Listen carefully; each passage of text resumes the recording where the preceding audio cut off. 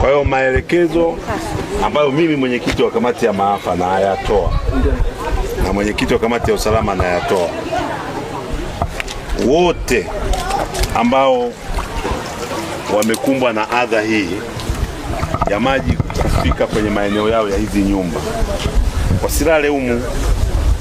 Maji yakiongezeka wakati wa usiku itakuwa hatari zaidi. Maisha ni muhimu kuliko vitu. Tunasema hivi, vitu vinafanyaje? Vinatafutwa.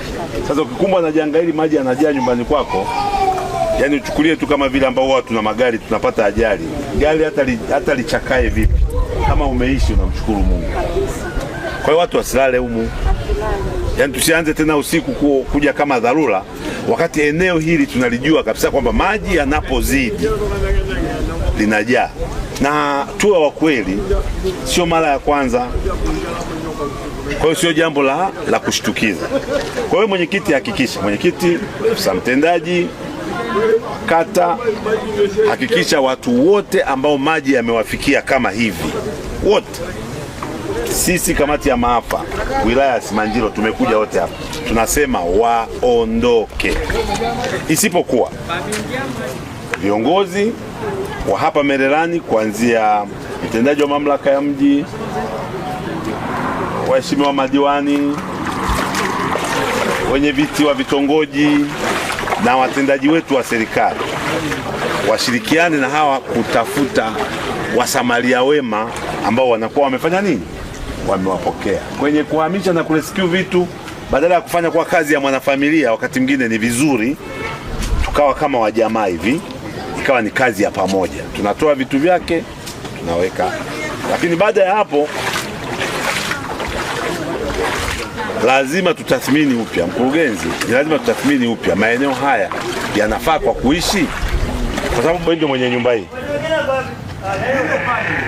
Wewe mafuriko hapa huwa hayapiti, yanapita, na hapo unapambana, unajenga kwamba mafuriko yanapita kila mwaka. Na wito wetu serikali, tulisisitiza watu maeneo haya waondoke, kwa sababu ni eneo ambalo maji yakiwa mengi, kidawashi yaliyotokea Arusha yanafika mpaka huko. Wewe unajenga tena, unajenga nyumba bora, unazidi kuimarisha. Sasa bado mimi nafikiria, ni kweli mfereji tunaweza kujenga na ukawa unazuia maji yasije haya yote huko? Lazima wataalamu watuambie kwamba hata baada ya mfereji bado maji yatakuwa yanafika kila siku. Ni vizuri hawa watu wawe na replacement, kufanya chochote kabla hamjashughulika na hii nini, na hii midomo, kwa sababu mlipojenga lami zenu hizi mbili, flow ya kawaida ya maji ilikuwa disturb. Sasa mkishaongeza hii midomo ndio tupambane na, lakini hili eneo tukubaliane kabisa sio rafiki kabisa. Lakini tuombe kwamba wananchi wamepoteza mazao mengi na haya mafuriko yatapita. Sasa serikali pia iangalia hata jinsi watu watakapopata mbegu pale tutakapotaka kuotesha tena. Najua watu walishaotesha mahindi wengine. Na haya maji yalipokuja yamebeba kila kitu mpaka maharage.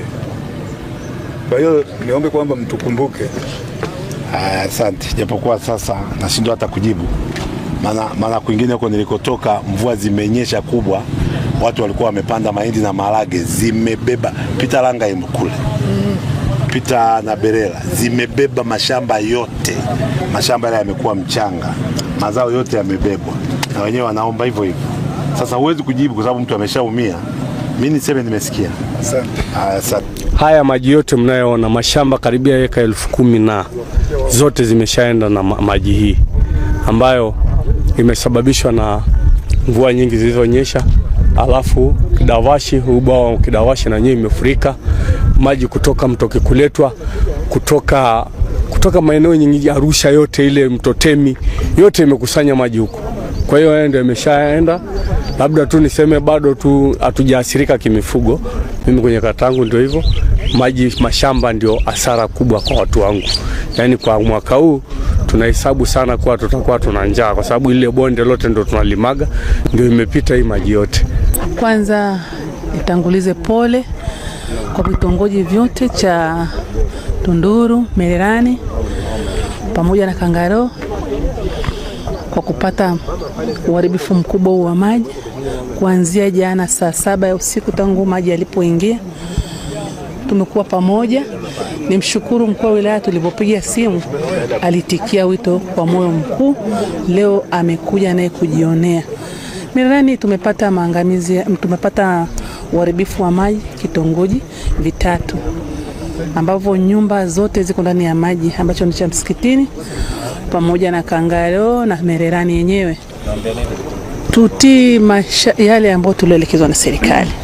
Kwa kipindi hichi tusijenge nyumba mpya mpaka pale ambapo tutakapopata uvumbuzi, ila wale ambao tayari waliokuwa wanaishi mule ndani tutakwenda, serikali imetoa maelekezo, watapata nyumba za serikali za kuwahifadhi.